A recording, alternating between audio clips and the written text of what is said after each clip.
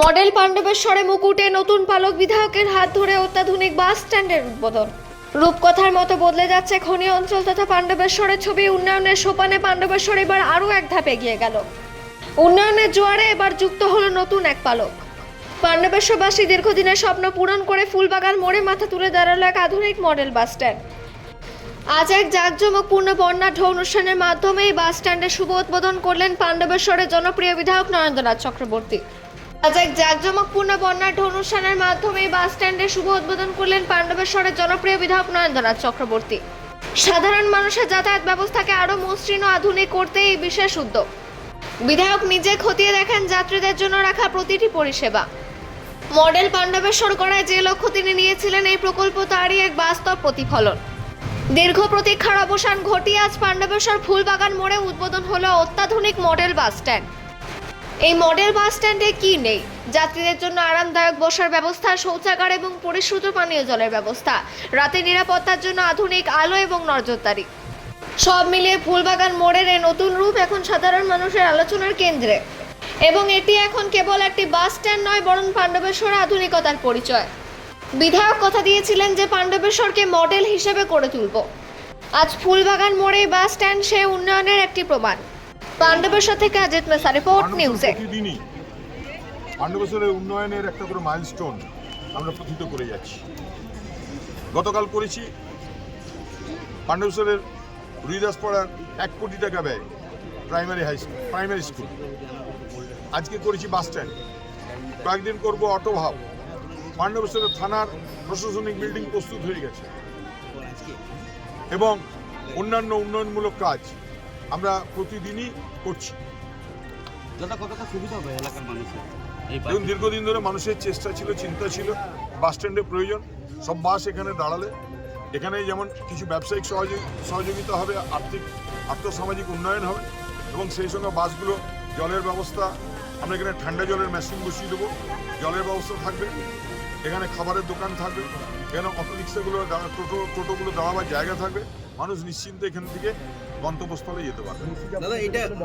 হ্যাঁ, নিশ্চিয়াপনের জন্য উপরে আমাদের সঙ্গে পেট্রোল বলে একটা কোম্পানির কথা হয়েছে, তারা উপরতলায় লজ করবে। অনেকদিন ধরে অঙ্গুল হেরনে শুনেছি যে ফান্ড আটকে গেছিল, আপনি কি বলবেন? আপনার কি? কিছু মানুষ ভাবে যে উন্নয়ন কারো ব্যক্তিগত।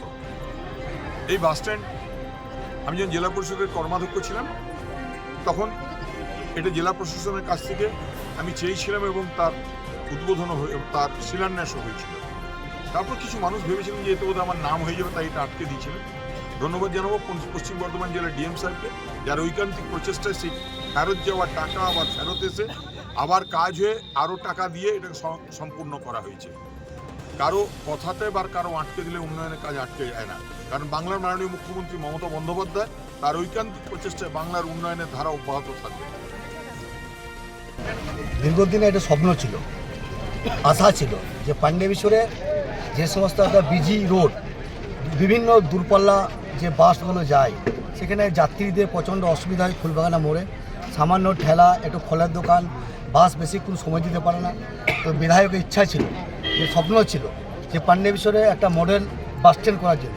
আমরা গর্বিত, আমরা বাসী হিসেবে পাণ্ডবেশ্বর, যে এরকম বিধায়ক যেভাবে মানুষের পাশে 300% যে কাজ করছে, যেভাবে উন্নয়ন এগিয়ে নিয়ে যাচ্ছে, এটা আমাদের কাছে বড় পাওনা। তো আমাদের ভরসা, বিশ্বাস যে বিধায়ক আগামী দিনে আরও উন্নয়ন করবেন, আরও বেশি করে কাজ করবেন। এখানকার মানুষের ভালোবাসা, তার আশীর্বাদ সবসময় আছে। আমরা বিধায়ককে এইভাবে আমরা মানুষের যেন সাথে থাকতে পারে, মানুষের পাশে থাকতে পারে। এই যে মডেল বাস স্ট্যান্ড, বিধায়ক তো বলে গেলেন যে কদিন মধ্যে এই বাস স্ট্যান্ডে আমরা রুমগুলা পঞ্চায়েত সমিতি আন্ডারে আমরা ভাড়া সবকে দিয়ে দেবো, দোকানগুলা চাবি তুলে দেবো এবং বাস স্ট্যান্ডটা যত 1 সপ্তাহের মধ্যে যেন আমরা বাস স্ট্যান্ডটা চালু করতে পারি। আজ উদ্বোধন হয়ে গেল, ভোট যেমন কিছু ঘোষণা করে দেবে, তো সরকারি কাজ তার আগে বিধায়ক উদ্বোধন করে দিলেন। দাদা, এটা বাজেট কত ছিল? কি বললেন? এটা বাজেট কত ছিল? দেখুন, একটা আজকে নতুন শিলান্যাস করলো, ওটা 16 লক্ষ টাকা। আর প্রথম বাজেট হয়েছিল এটা 60 লক্ষ টাকা। 60 লক্ষ টাকা বাজেট করার পর আবার কিছু ফান্ড এসেছিলো, মানে জেলা এমএলএ ফান্ড থেকে কিছু বিল্ডিং হবে, যারা ওই দূরপাল্লা যারা বাসে যারা যাত্রী আছে তারা রেস্ট রুম, স্নান করার রুম, সেই জন্য বিধায়ক ফান্ড থেকে 16 লক্ষ টাকা। এবং যারা আমাদের বড় একটা কমিউনিটি হল আছে, এখানে আমাদের লোকালে বিয়ে অনুষ্ঠান যে হলো হয়, সেগুলো একটা বড় অপরে হলরুম হবে, যে মেয়েরা যেন রেস্ট নিতে পারে, বরযাত্রী কন্যাযাত্রী পক্ষ থেকে তারা যেন সাজাগুজি করতে পারে। এইভাবে বিধায়ের স্বপ্ন পাণ্ডবেশ্বর উন্নয়ন মডেলিং পাণ্ডবেশ্বর হচ্ছে, গ্রিন পাণ্ডবেশ্বর মডেলিং পাণ্ডবেশ্বর, এইটাই স্বপ্ন, এটাই মমতা বন্দ্যোপাধ্যায় আশীর্বাদ। মমতা বন্দ্যোপাধ্যায় যুগ যুগ থাকুক বাংলাতে ক্ষমতাতে। আগামী দিনে 2026 নির্বাচনে যারা বিরোধী আছে, মিথ্যা কথা বলছে, ধর্ম নিয়ে রাজনীতি করে, মমতা বন্দ্যোপাধ্যায়ের নেতৃত্বে আমরা তৃণমূল কংগ্রেসের সৈনিক হিসেবে আমরা মানুষের কাজ করি, মানুষের পাশে থাকি। এটাই আমাদের দাদার পাশে থাকা, এটাই আমার সবাই মিলে আজকে বাস্কেটবল